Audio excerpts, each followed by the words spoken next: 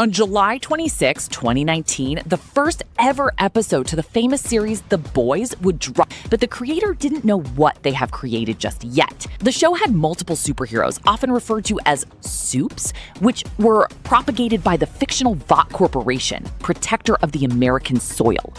The leader of them all being Homelander? Homelander to the view of public is seen as a hero, a messiah even if you watch the season 5. This is all because Vought, the company behind the soups, had made propaganda so good that it brainwashed the people. But Homelander hides a secret. He is no hero. He doesn't care about the good of people, he just cares about himself. But in real life, there is no Homelander, no Vought. But there is someone almost identical to it, Donald John Trump, 45th and 47th President of the United States of America. No, he cannot fly into the sky or shoot laser beams from his eyes. But he does too is seen as a messiah due to his publicity. And it's not just that. I'm against, and let's look at the similarities of Trump and Homelander.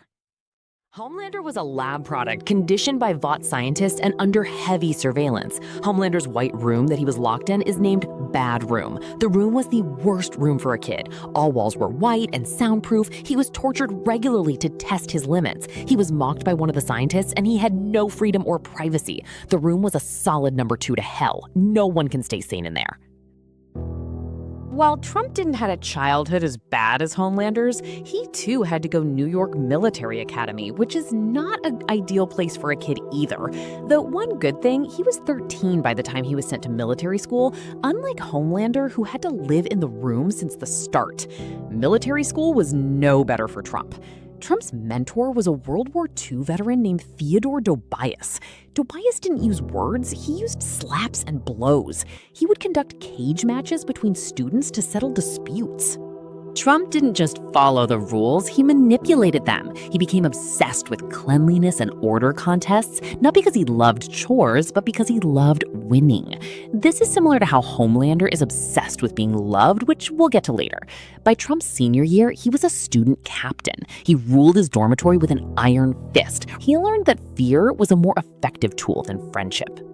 By 17, he had gotten something that can only be described as main character syndrome because once after a baseball game, he famously pressured a younger student to agree that he had hit a home run that never actually happened.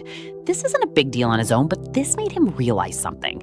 He realized that if you are powerful enough, you can dictate what is true, and people will follow along just to stay on your good side. Much. Both Trump and Homelander were conditioned by the stronger. Both were put in an environment where they should not be. And they both were tested for their limit, which made them realize quick that being a normal kid is just being weak. Now that we understand their origins, let's look at their need for attention. Homelander, Season 2, Episode 3. There is a particular scene where Homelander takes Ryan, Homelander's son in the show, to a crowd full of supporters. He loves it. Homelander loves the crowd cheering for them, while Ryan suffers quietly. Because for Ryan, the crowd isn't a requirement for life, but just noise, understandably. But what Homelander does is the key point here. Homelander gets irritated. He doesn't listen to the terrified kid. This shows how Homelander cares more about the attention than anything. This is not it, though. Season 3, Episode 2. Homelander is celebrating his birthday on live broadcast, looking as happy as ever. But deep inside, he was getting frustrated over apology letters made by Vought and fed to his mouth. Nonetheless, Starlight handles the stage until he does, and then he says the iconic phrase, I don't make mistakes. I'm not just like the rest of you. And instead of this being a disaster, it becomes a hit. The core fandom loves it and asks for more of this side of Homelander. Meanwhile, before these episodes even aired, Trump was doing it in real life. Because during 2016, he once proudly proclaimed that he can stand in the middle of Fifth Avenue and shoot somebody, and he would not lose his voters. This is almost as Homelander declaring he is the man in the sky. His statement sparked heat. But we know who won in 2016. Another thing about Trump is best pointed out by this post. His strategy to fire hose crazy shit, whether he means it or not, so it looks like the left always overreacts to what he says. This post suggests that how Trump goes from one crazy statement to another might not be random, but a deep and working strategy that keeps the voters hooked. And this aligns with how Homelander in the late seasons has been making propaganda too extreme to keep his fans hooked.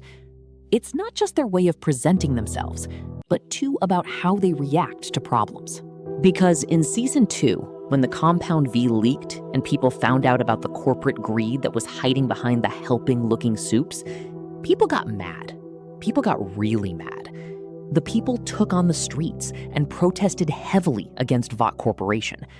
Homelander, being the most important member of the Super 7 at that time, didn't address the situation at all, and instead started hunting down super terrorists, a massive distraction from the extreme fallout.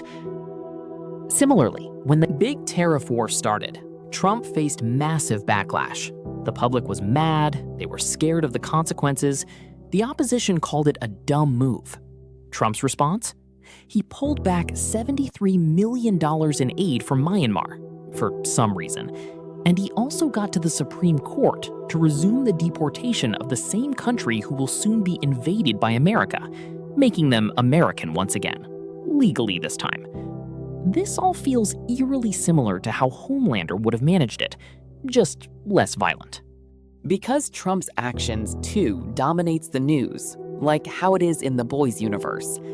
One more thing similar between them is that they both realized they don't need to work under or with anyone. Homelander realizes it after his "I am better" speech, after which he takes over the whole Vought and the previous owner is kicked off. One thing eerily similar is Homelander kills or kicks out every other soup who can disobey him, filling the Vought with "yes sir" people. Just like how Trump's 2025 crew is totally replaced and filled with either family members or hardcore supporters, Trump also stripped off so much power from all the other member of White House that there's barely any second opinions against his. And just like how the crowd cheers for Homelander with all their might, MAGA does almost similar. The Homelander supporters don't hold back on Starlighters, as seen in the recent episode. Even Starlight's brother called the police after finding out Starlight was in the house. This just shows how deeply believing the normal crowd is to Homelander, and so is MAGA to Trump. Trump has said it from the start that his supporters will support him no matter what, and I don't even need to give examples for this. After all this, the question stands, did they ever recovered? Well, let's look at Homelander. He was treated like a lab product and never got care at all. Then he was sent to Vought like the perfect marketing tool. He was forced to act like the good guy when there was nothing good for him, and he was just a product. Meanwhile, Trump didn't have a childhood too better than Homelander's.